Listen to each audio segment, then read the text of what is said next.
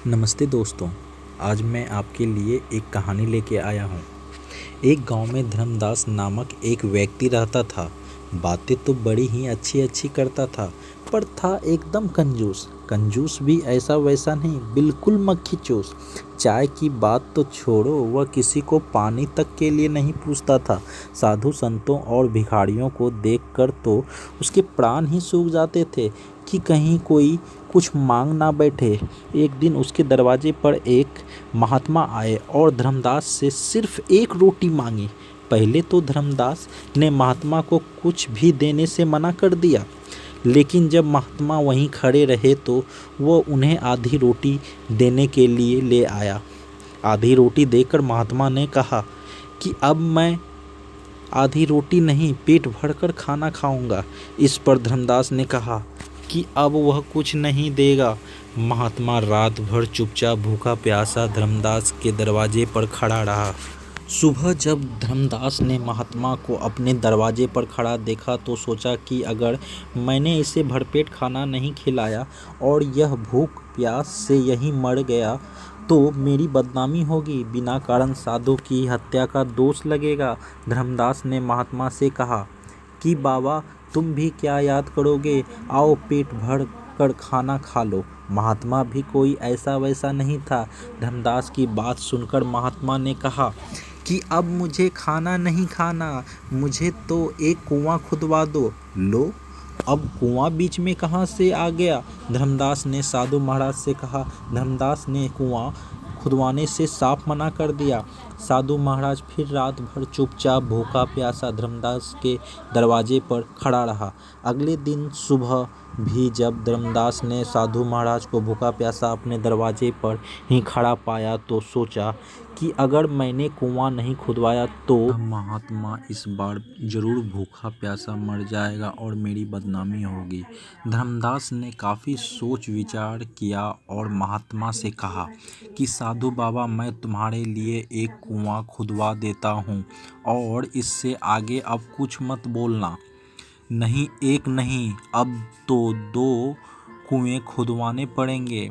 महात्मा की फरमाइशें बढ़ती ही जा रही थी।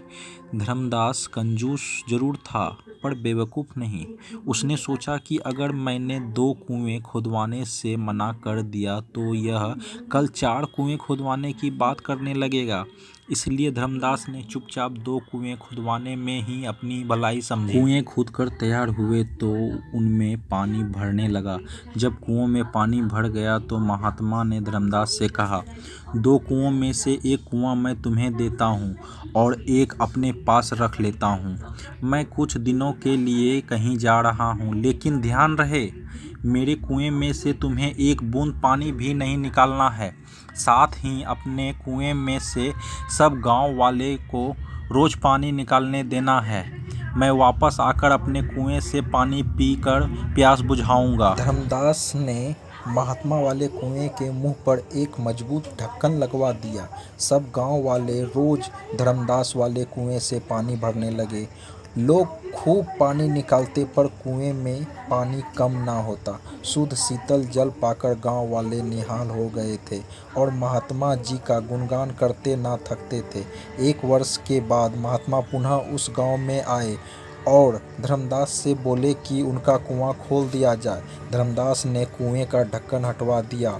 लोग यह देखकर हैरान रह गए कि कुएं में एक बूंद भी पानी नहीं था। महात्मा ने कहा, कुएं से कितना भी पानी क्यों ना निकाला जाए, वह कभी खत्म नहीं होता, अपितु बढ़ता जाता है। कुएं का पानी ना निकालने पर कुआं सूख जाता है, इसका स्पष्ट प्रमाण तुम्हारे सामने है। और यदि किसी कारण से कुएं का पानी ना निकालने पर पानी नहीं भी सूखेगा तो वह सड़ अवश्य जाएगा और किसी काम में नहीं आएगा। महात्मा ने आगे कहा, कुएं के पानी की तरह ही धन दौलत की भी 3 गतियां होती है, उपयोग, नाश अथवा दुरुपयोग। धन दौलत का जितना इस्तेमाल करोगे वह उतना ही बढ़ता जाएगा। दौलत का इस्तेमाल ना करने पर कुएं के पानी की तरह वह धन दौलत निरर्थक पड़ी रहेगा, उसका उपयोग संभव नहीं रहेगा या अन्य कोई उसका दुरुपयोग कर सकता है। अतः अर्जित धन दौलत का समय रहते सदुपयोग करना अनिवार्य है। ज्ञान की भी यही स्थिति होती है। धन दौलत से दूसरों की सहायता करने की तरह ही ज्ञान भी बांटते चलो। हमारा समाज जितना अधिक ज्ञानवान, शिक्षित व सुसंस्कृत होगा, उतनी ही देश में सुख, शांति व समृद्धि आएगी।